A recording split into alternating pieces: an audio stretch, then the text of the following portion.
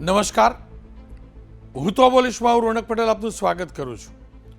હું તો બોલીશ આજે સતત 1808મો એપિસોડ અને 1808મા એપિસોડના 3 મુદ્દા છે. પહેલો મુદ્દો છે કેમ દોડ્યા ધારાસભ્યો. આપણા ધારાસભ્યોએ કેટલાક નફ્ફટ નાલાયકોની એક હરકતના કારણે આજે દોડવું પડ્યું હતું. શું થયું હતું એ સમજવું છે. બીજો મુદ્દો છે ખેડૂતો છેતરાતા નહીં. જી હા, કીટનાશક ખરીદતા 4 વાર વિચારજો. એનું બ્રાન્ડિંગ તમે જે વિચારો છો એ કંપનીનું જ એ કીટનાશક છે કે નહીં તેની પૂરી પરખ કરજો, નહીતર લેભાગુ તત્વો તમને છેતરવાના મૂડમાં છે. એના માટે અલગ અલગ કિમિયા અપનાવી ચૂક્યા છે. ખેડૂતોને સતર્ક કરવા માટે બોલવું છે, મારા ખેડૂતોની ખેતી બચાવવા માટે બોલવું છે. ત્રીજો મુદ્દો છે સર્વિસ. સર્વિસનો મતલબ નોકરી થાય, પણ સેવા પણ થાય. પણ ગાડી વાહનની સર્વિસ પણ તો આપણે કરાવીએ ને, વ્હીકલ્સની સર્વિસ કરાવીએ ને. પણ પોલીસની પરિભાષામાં સર્વિસ આરોપીઓની થાય. ગઈકાલે ઠીક આ જ સમયે એબીપી અસ્મિતાના આ જ કાર્યક્રમમાં, આપના આ જ કાર્યક્રમની અંદર પાટણના જિલ્લામાં કેવી રીતે પોલીસને ભગાવેલી એ નફ્ફટ નાલાયકોએ એનો ખુલાસો કરેલો. આજે એ નફ્ફટ નાલાયકોની સર્વિસ થઈ છે. સર્વિસ જોવી પણ છે, સર્વિસ જાણવી પણ છે. પણ શરૂઆત કરીએ ધારાસભ્યો કેમ થયા દોડતાના મુદ્દાથી.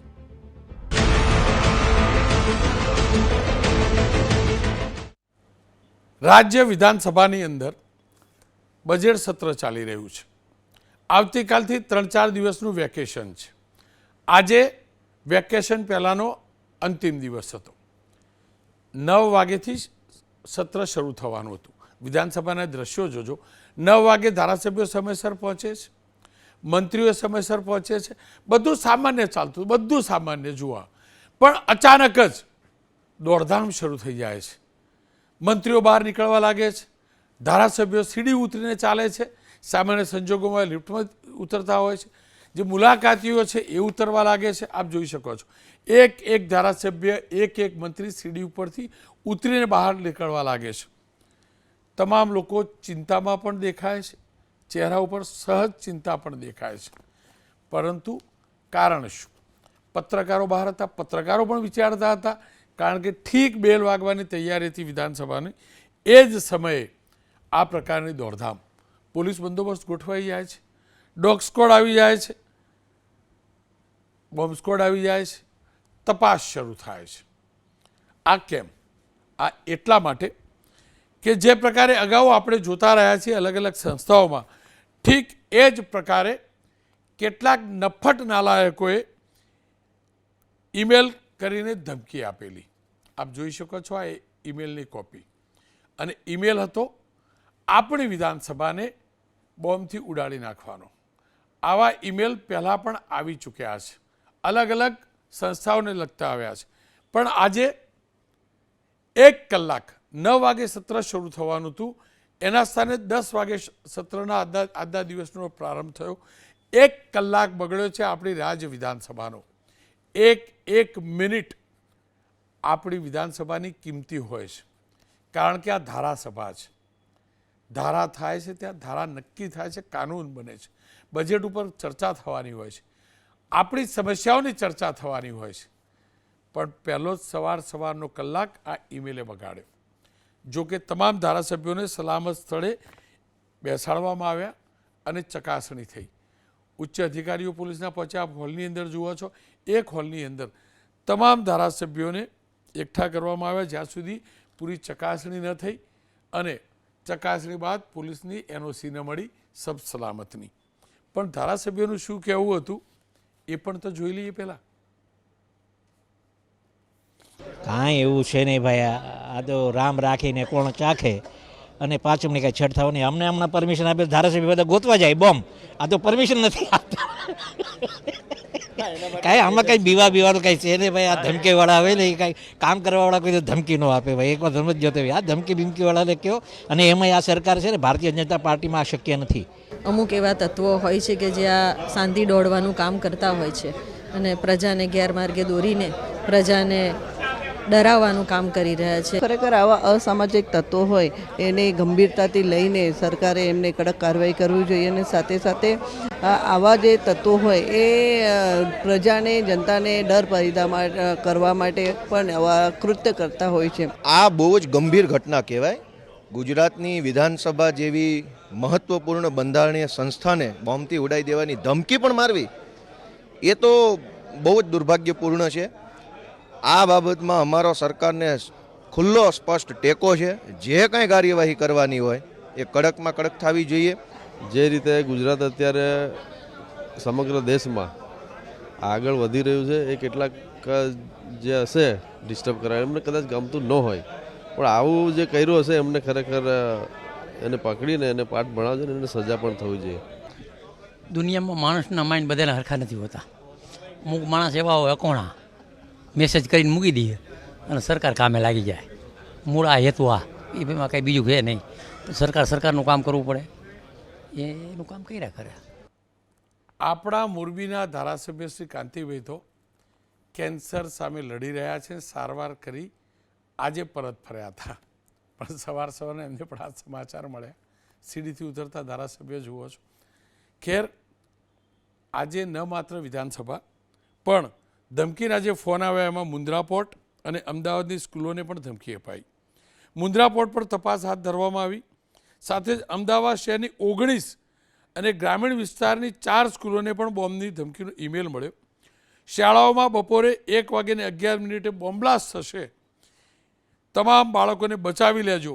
અમદાવાદ શહેર અને ગ્રામની 23 સ્કૂલોને આ પ્રકારનો ધમકીનો બોમ્બ મળ્યો. સ્વાભાવિક રીતે જ વાલીઓ પણ પહોંચ્યા અને આ પ્રકારના જ્યારે પણ થ્રેટ આવે છે ત્યારે તપાસ થતી હોય છે. અલગ અલગ સ્કૂલો પર વાલીઓ પહોંચ્યા હતા. બોર્ડની પરીક્ષા આપવા આવેલા બાળકો કેમ્પસની બહાર રાખી સુરક્ષા એજન્સીઓએ તપાસ કરી. કંઈ નીકળ્યું નહીં. તપાસ પૂર્ણ થઈ એટલે 11 વાગ્યાને 12 વાગ્યા પછી 11ના બદલે 12 વાગે પરીક્ષા શરૂ થઈ. તમામ વિદ્યાર્થીઓનું ચેકિંગ કરાયું, પરીક્ષા કેન્દ્રો પર મુકાયા. આ અગાઉ 16 માર્ચે ગાંધીનગરના કર્મયોગી ભવનના સેક્ટર 10 સ્થિત બ્લોક નંબર 2માં પણ કાર્યરત જ્યાં તોલમાપ વિભાગની કચેરી છે એને લઈને આ પ્રકારની ધમકી આપી હતી.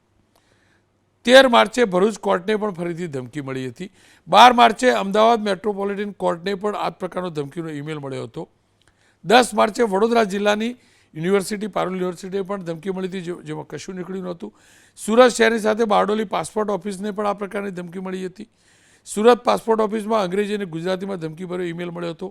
બારડોલી પાસપોર્ટ ઓફિસમાં સાયનાઇડ ગેસ ભરેલો આઈઈડી બોમ્બ વિસ્ફોટ થશે એવો ઈમેલ મળ્યો હતો. 9 માર્ચે ગુજરાત હાઈકોર્ટ, અમદાવાદ ગ્રામ્ય court, Amreli district court, Dahod district session કોર્ટમાં પણ આ પ્રકારનો ધમકીનો ઈમેલ આવેલો. 3 માર્ચે Bhuj session court, Vadodara district court, Mehsana district કોર્ટને ધમકીથી ઉડાડી દેવાના ઈમેલ મળ્યા હતા. આ તમામ બોમ્બની ધમકીના થ્રેટ પૂર્ણતઃ રીતે ફરજી સાબિત થયેલા હતા. આ અગાઉ 27 ફેબ્રુઆરીએ અલગ અલગ પોસ્ટ ઓફિસને ઉડાવવાની ધમકી મળી હતી.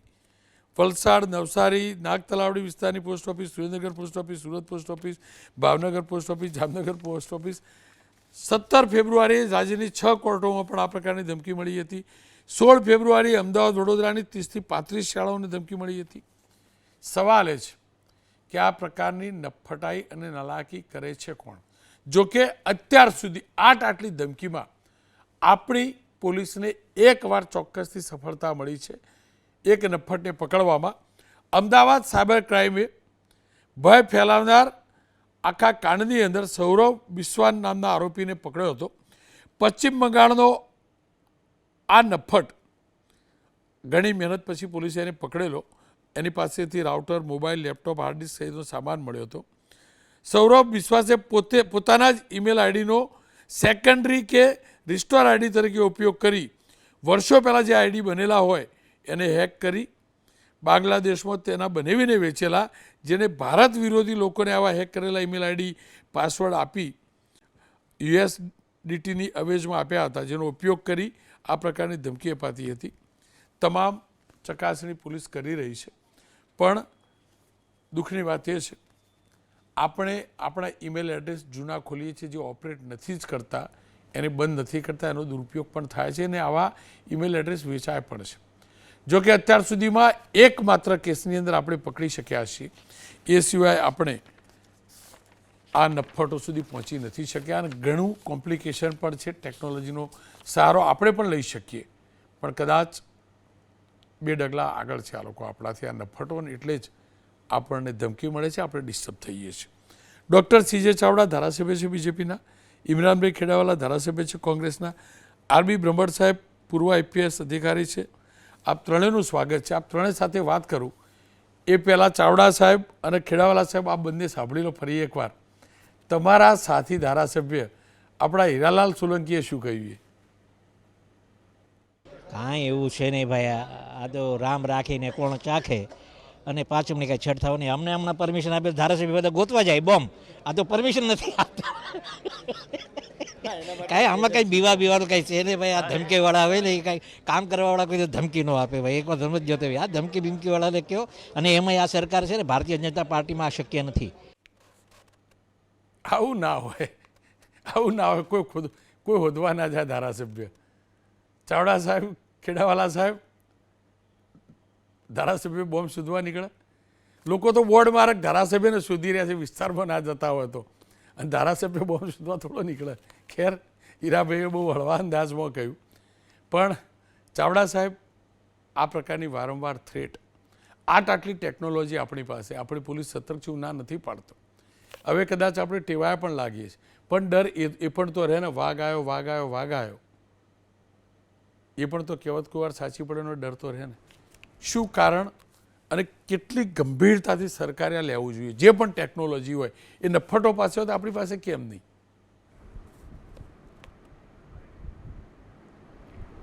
રોનકભાઈ, જે ટેકનોલોજીનો ઉપયોગ કરીને ગુજરાત વિધાનસભાને બોમ્બથી ઉડાવી દેવાની ધમકીભર્યો ઈમેલ મેસેજથી અધ્યક્ષશ્રીને મળ્યો ત્યારે એને ગંભીરતાથી લેવામાં આવ્યો. અને ગંભીરતાથી એટલા માટે લેવો પડે કે અત્યારનું જે અસમંજસભર્યું વાતાવરણ જ્યારે વિશ્વમાં છે ત્યારે, અને આખી એસેમ્બલીને ઉડાવવાની વાત હોય ત્યારે, એસેમ્બલીની સાથે સાથે આપે જણાવ્યું એમ ઘણીવાર શાળાઓ, હોસ્પિટલો, કોલેજો, રેલવે સ્ટેશનો, પોસ્ટ ઓફિસો અને ન્યાયાલયોને ઉડાવવાની ધમકી પણ એમના દ્વારા મળી છે. સરકારનું cyber crime department, home department, cyber crime department ખૂબ ઝીણવટભરી તપાસ કરતી હોય છે. અને આપે જે જણાવ્યું એમ એક કેસમાં ખૂબ ગંભીરતાથી તપાસ થઈ અને એમાં સફળતા પણ મળી. અને જે હેમંત બિસ્વા પકડાવ્યો હતો, જે બિસ્વા પકડાવ્યો હતો એ આરોપી પાસે અનેક આધાર પુરાવા પણ મળ્યા હતા અને અનેક કેસોમાં અનેક વખત તેને આવા ઈમેલ પણ કર્યા હતા. એટલે પોલીસ ખૂબ ગંભીરતાથી તપાસ કરતી હોય છે. આજે પણ જ્યારે આવો ધમકીભર્યો ઈમેલ મળ્યો હોય ત્યારે અધ્યક્ષશ્રીએ અને માન્ય મુખ્યમંત્રીશ્રી અને આપણા ડેપ્યુટી CM અને જેની પાસે હોમ ડિપાર્ટમેન્ટ છે એવા હર્ષ સંઘવી સાહેબે એકત્રિત થઈને નિર્ણય કર્યો કે આની તપાસ તાત્કાલિક થવી જોઈએ. અને પોલીસ તંત્ર સતત સજાગ છે અને સજાગતા સાથે પહોંચી ગયું.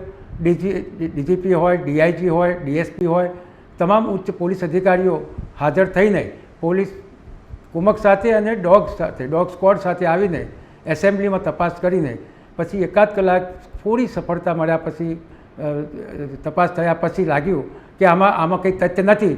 પછી ધારાસભ્યોને પરત બોલાવવામાં આવે ને બેલ વાગે છે એસેમ્બલી શરૂ થવાનું. ત્યાં સુધી 1 કલાક તપાસ ચાલી. ત્યાં સુધી ધારાસભ્યો અને પ્રજા જે એસેમ્બલીને જોવા માટે આવે છે, વિધાનસભામાં પ્રજાના પ્રશ્નો ઉકેલવા માટે ધારાસભ્યો શું મહેનત કરતા હોય છે જોવા આવે છે, એ પ્રજા પણ સવારનું જ સેશન હતું એટલે 9 વાગ્યા પહેલાં આવી પહોંચી હતી. એટલે એમને ચડવું, એમને એસેમ્બલી તરફ આવવું અને ધારાસભ્યોનું પહોંચવું, મિનિસ્ટરોનું પહોંચવું, આ બધું જ એકી સાથે એકત્રિત થયું અને પોલીસ તપાસ એસેમ્બલીમાં શરૂ થઈ હતી. એટલે થોડો સમય માટે તમામ ધારાસભ્યોને અને પ્રજાને અને જે અધિકારી કર્મચારીઓ હતા એમને બાજુના બિલ્ડિંગમાં ખસી જવા માટે કહેવામાં આવ્યું, જેથી સારી રીતે તપાસ થઈ શકે. અને ખૂબ સારી તપાસ થઈ અને તપાસના અંતે થયું કે એમાં તથ્ય નથી. એટલે બધા જ ધારાસભ્યો 1 કલાકના વિલંબ બાદ એસેમ્બલી શરૂ થઈ અને આખો દિવસ પસાર થયો. રોનકભાઈ, એટલે આ રીતે જ્યારે ધમકી મળે ત્યારે પોલીસનું જે ડિપાર્ટમેન્ટ છે એને જે આ કામ કરવાનું છે, સાયબર ક્રાઇમ સાથે સંકળાયેલો આખું વિંગ છે, એ તપાસ કરે જ છે અને કરતી હોય છે. જેને જે કામગીરી સોંપી હોય એને ન કરે તો પણ ઉણપ જણાય. એટલે જ્યારે આવું આવે, આવી ધમકી મળે ત્યારે તત્વ કરતી હોય છે. એ પછી આ પૂર્ણ થયા પછી પણ આપણા ડેપ્યુટી સીએમ અને ગૃહમંત્રી ઉચ્ચ સ્તરીય તપાસ પણ કરાવી અને ઉચ્ચ સ્તરીય બેઠક પણ લીધી અને ગુજરાતની પ્રજાને સંદેશો પણ મોકલ્યો કે હવે આવી અફવાથી આપણે ડરતા નથી, પણ જ્યારે આવી અફવા મળે ત્યારે હળવાશથી પણ ન લેવાય. અને હળવાશથી ન લેવાય એટલે ભવિષ્યમાં આવું ન બને. ભવિષ્યમાં આવી અફવા આવે અથવા ભવિષ્યમાં ઈમેલ ધમકી ભર્યો આવે તો કઈ રીતે કયા સ્ટેપ લેવા એની પણ ઉચ્ચ સ્તરીય ખૂબ સારી રીતે બેઠક કરવામાં આવી અને ગુજરાતની પ્રજાને આપના માધ્યમ દ્વારા સંદેશો પાઠવવામાં આવ્યો કે આમાં તથ્ય નથી અને આમાં જેમ બિસ્વા પકડાયો એમ આની પણ ઊંડી તપાસ થઈ રહી છે અને આમાં પણ આરોપી પકડાશે તેને અમદાવાદ ખાતે લાવવામાં આવશે અને કડકમાં કડક પગલાં લેવામાં આવશે. ચાવડા સાહેબ, જો તમામ લોકો એક મત છે, એમાં કોઈ બે મત ન હોઈ શકે. જે પણ લોકો, જે પણ મંડળી આ ખેલ કરે છે, જી સર, જી રોનકભાઈ, એને પકડવા જોઈએ અને કાનૂનની પરમિશન લઈને જાહેરમાં જે કરી શકતા હોય કરવું જોઈએ, તો જ આ ઠેકાણે આવશે. જ્યારે બિસ્વા પકડાયો ત્યારે અમદાવાદના જોઈન્ટ પોલીસ કમિશનરે કહેલું કે હજુ પણ અમને આશંકા છે કે આ પ્રકારના થ્રેટની આખું નેટવર્ક હશે અને આવશે. આ હકીકત છે અને માની પણ શકાય.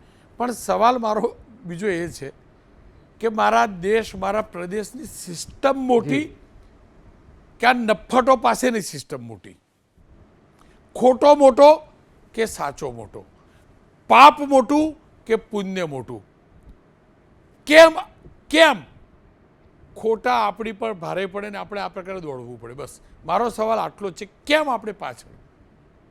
હું નથી આનો માણસ પણ નથી સાયબર ક્રાઇમને સમજવાળો, પણ એટલી તો સમજ પડે ને, સિસ્ટમ છે આખી. આવા નફ્ફટો સિસ્ટમને હલાવે 1 દિવસ 2 દિવસ 6 મહિના. સાહેબ,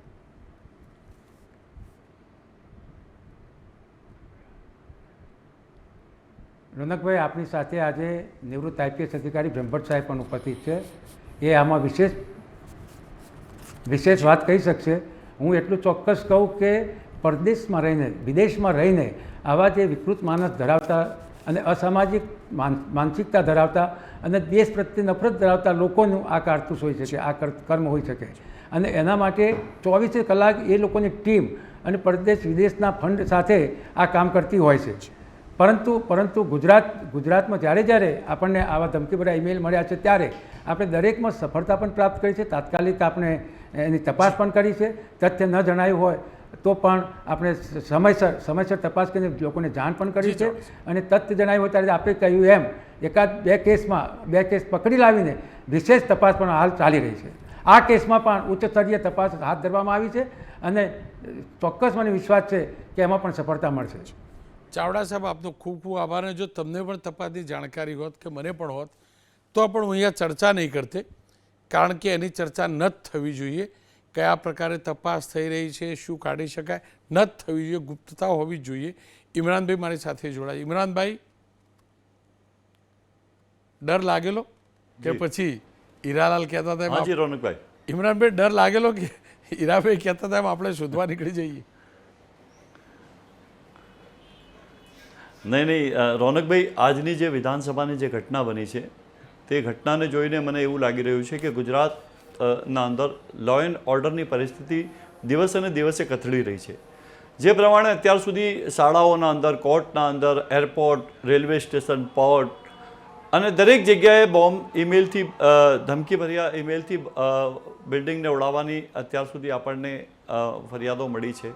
પરંતુ આજની જે ઘટના છે રોનકભાઈ, આજની ઘટના સવારે 9 વાગ્યાની મોર્નિંગ વિધાનસભા હતી અને 9 વાગ્યે પ્રશ્નોત્તરી ચાલુ થવાની હતી ત્યારે જ અધ્યક્ષશ્રીના મેલ પર જે બોમ્બનો ઈમેલ આવ્યો ત્યારે આખી વિધાનસભાને પોલીસના અધિકારીઓ દ્વારા ટોટલ એનો ઘેરાવ કરીને તપાસ કરવામાં આવી. બોમ્બ સ્ક્વોડ છે, ડોગ સ્ક્વોડ છે, પોલીસ છે, આઈબી છે, તમામ અધિકારી પોલીસના ત્યાં હાજર હતા. મને ગુજરાતની પોલીસ પર પૂરો ભરોસો છે. મને કોઈ શંકા નથી મારે ગુજરાતની પોલીસ પર.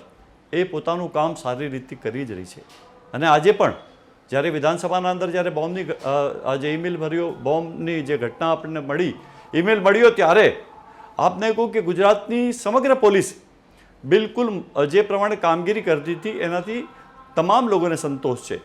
એટલે મને મારા ગુજરાતની પોલીસ પર જરા પણ શંકા નથી, પણ મને શંકા છે જે પ્રમાણે 30 વર્ષથી ભારતીય જનતા પાર્ટીની આ સરકાર છે અને તેમની ઈચ્છા શક્તિ અત્યારે મને એવું લાગી રહ્યું છે કે નથી, જેના કારણે અવારનવાર અમારા ગુજરાતને આ લોકો ટાર્ગેટ બનાવતા હોય છે. આવા કાયર લોકો, તમે તો નાલાયક કીધા પણ એમને હું કાયર કહું છું, કાયર લોકો મારા ગુજરાતની શાંતિને દોડવાનો પ્રયાસ કરી રહ્યા છે. રોનકભાઈ, આ વિધાનસભાને મળેલી ધમકી ખૂબ ગંભીરતાથી લેવાની જરૂર છે.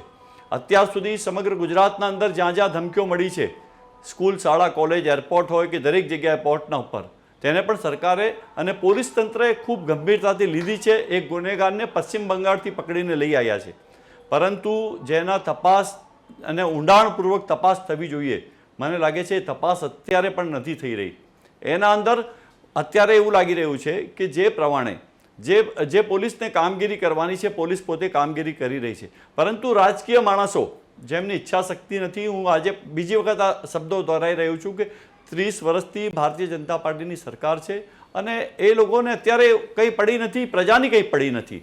એટલે અવારનવાર આવા લોકો દેશમાંથી કે વિદેશમાંથી ગુજરાતને જે ધમકી ભર્યા ઈમેલ મોકલીને ગુજરાતની શાંતિને દોડવાનો પ્રયાસ કરી રહ્યા છે, તેના પર સખત શબ્દોમાં એક્શન લેવામાં આવે અને આવા ગુનેગારોને કડકમાં કડક સજા થાય. આજે જ્યારે વિધાનસભાના ચાલુ થઈ ત્યારે કોંગ્રેસ પક્ષના તમામ ધારાસભ્યો અધ્યક્ષશ્રીને ખાતરી આપી કે આના અંદર આખી કોંગ્રેસ પાર્ટી આપના સાથે છે, ગુનેગારોને પકડાય અને કડકમાં કડક સજા થાય.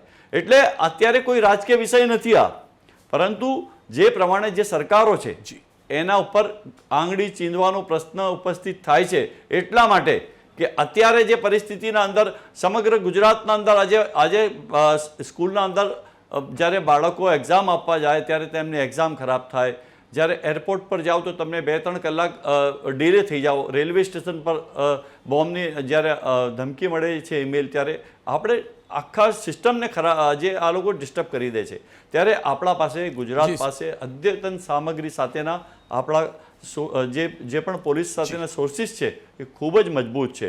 મને જે પ્રમાણે જે આપણું જે તંત્ર છે અને સાયબર ક્રાઇમ છે, એ સાયબર ક્રાઇમના અંદર ઘણા બધા એવા ગુનેગારો અત્યાર સુધી નહોતા પકડાયા, એ આપણી ગુજરાતની પોલીસે એમને પકડીને એમને સજા પણ અપાવી છે.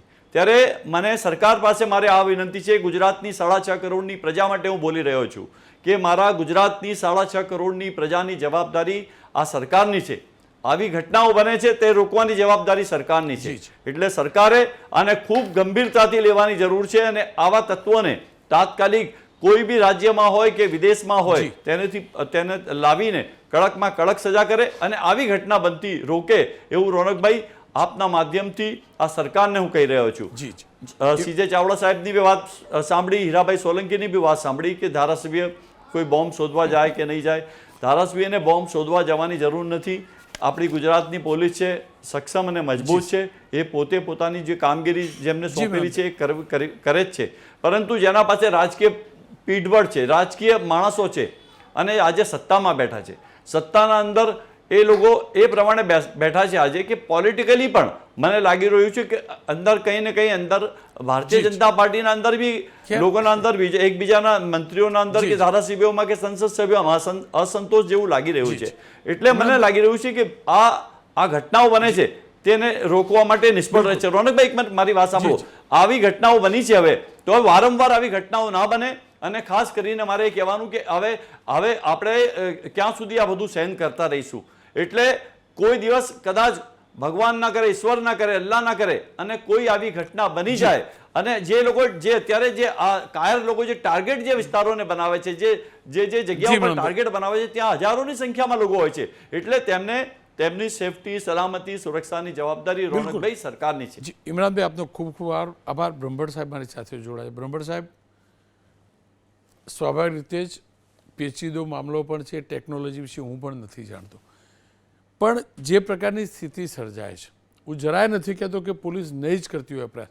હું સ્પષ્ટ કહું છું, પોલીસ પ્રયાસ કરતી જશે, પણ જે પ્રકારે સમય સંજોગો બદલાયા છે, સાયબર ક્રાઇમ, સાયબર ફ્રોડ અને આખો જે ઇન્ટરનેટનો દુરુપયોગ થઈ રહ્યો છે, તમને નથી લાગતું કે સમય આવી ગયો છે ગૃહ વિભાગે આપણા પ્રદેશની સરકારે સૌથી વધુ ઇન્વેસ્ટમેન્ટ આ ક્ષેત્રમાં કરવું જોઈએ, આ ટેકનોલોજીના ક્ષેત્રમાં કરવું જોઈએ? નમસ્કાર રોનકભાઈ. સાયબર ક્રાઇમ જે છે આપણે એને બે રીતે એને આપણે ડિસ્ટ્રીબ્યુટ કરવો પડશે. પ્રથમ તો જે ફક્ત આપણા દેશમાંથી, ભારત દેશમાંથી જે લોકો દ્વારા સાયબર ક્રાઇમ કરવામાં આવે છે અને વિદેશોમાંથી સાયબર ક્રાઇમ કરવામાં આવે છે. ખાસ કરીને જે આપણે જોઈએ છે કે પોલીસ સ્ટેશનમાં કોઈ બે ગ્રુપ વચ્ચે મારામારી થાય, કોઈ મર્ડર થાય, તો એ પોલીસ તાત્કાલિક, કારણ કે લોકલ છે, એ પોલીસ તાત્કાલિક એ શોધી શકશે. પરંતુ આ પ્રકારનો જે સાયબર ક્રાઇમ થાય છે, જે ધમકી ભર્યા ઈમેલ મળે છે, આ ઈમેલ મોટાભાગના સંજોગોમાં ભારત દેશની બહારથી જે આઈપી એડ્રેસ જે ઓપરેટ થાય છે, એ આઈપી એડ્રેસ દ્વારા શું છે કે આ મેલ ઉપર ધમકી આપવામાં આવે છે. અને દેશમાં તો જેમ આપે કહ્યું કે પશ્ચિમ બંગાળથી આપણે એક વ્યક્તિની પોલીસે ધરપકડ કરી, પરંતુ જ્યારે વિદેશથી કોઈ ઈમેલ આવે છે અને ખાસ કરીને જે દેશોનો ભારત સાથે ફ્રેન્ડલી રિલેશન નથી, એવા દેશોમાંથી જ્યારે આ પ્રકારના ઈમેલ મોકલવામાં આવે છે, ત્યારે આપણે અહીંયા માનીએ કે ગાંધીનગરમાંથી આપણે મુંબઈ પોલીસ કમિશનરને ફોન કરીએ, ચેન્નાઈ પોલીસ કમિશનરને ફોન કરીએ, એ જાતની સિસ્ટમ આંતરરાષ્ટ્રીય ધોરણે અસ્તિત્વ ધરાવતી નથી. તમારે ઇન્ટરપોલ દ્વારા એ જે તે દેશ પાસનું આઈપી એડ્રેસ હોય એની વિગતો મેળવવી પડે છે, અને એ દેશ જો આઈપી એડ્રેસનું તમને આપે તો જ તમે કંઈ કરી શકો છો. બાકી કોઈ ભારત સરકાર પણ એમાં બહુ વધારે કરી શકતી નથી, સિવાય કે ડિપ્લોમેટિક લેવલે ભારત સરકાર એ દેશ ઉપર પ્રેશર બનાવી અને જે વ્યક્તિ કે વ્યક્તિઓના સમૂહ દ્વારા આવા મેલ મોકલવામાં આવતા હોય એમની એ દેશમાં ધરપકડ કરી અને કાર્યવાહી કરે. કારણ કે આપને ખબર છે એક્સ્ટ્રાડિશનની જે પ્રોસિજર છે ખૂબ જ વર્ષો લાગી જાય છે અને એમાં સફળતાઓ બહુ ઓછી મળતી હોય છે.